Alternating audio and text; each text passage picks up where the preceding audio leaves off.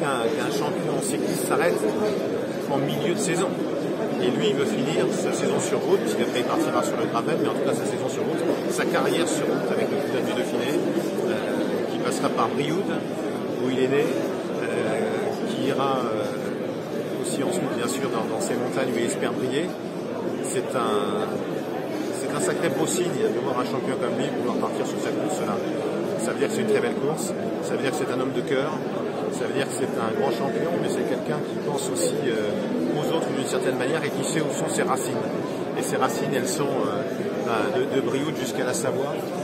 Donc c'est quelque chose qui va compter. Je suis sûr qu'il va évidemment tout faire pour, dans la foulée du Giro qu'il va disputer, être là pour, pourquoi pas, Rémons un peu gagner une étape. Qui aurait imaginé en jaune l'année dernière sur la première étape du Tour. Donc voilà, je lui souhaite vraiment le meilleur pour cette dernière saison, pour ce critérium et ensuite pour sa vie future. Et quelles sont les nouveautés pour cette année? Des nouveautés, il y en a toujours. Sur un squelette, sur un tracé qui est un tracé qu'on fait assez souvent ces dernières années, à savoir dans la région Auvergne-Rhône-Alpes, un départ d'Auvergne pour aller ensuite vers les montagnes avec les premières étapes qui sont des étapes ouvertes aux sprinteurs et aux baroudeurs en milieu de course contre la montre en Ardèche qui sera significatif sans aucun doute. Et puis l'Auvergne, c'est que vous pouvez moduler, vous pouvez durcir ou simplifier en fonction du moment où vous passez en Auvergne.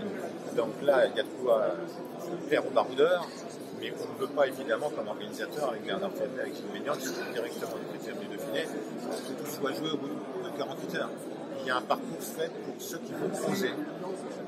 Sur les premières étapes, on dit que ça va se finir au sprint, oui, mais il y a souvent une côte sévère, quelques kilomètres de l'arrivée, un homme fort, un audacieux, qui peut finir seul et échapper au sprint massif. Donc, le dernier est fait pour sans aucun doute.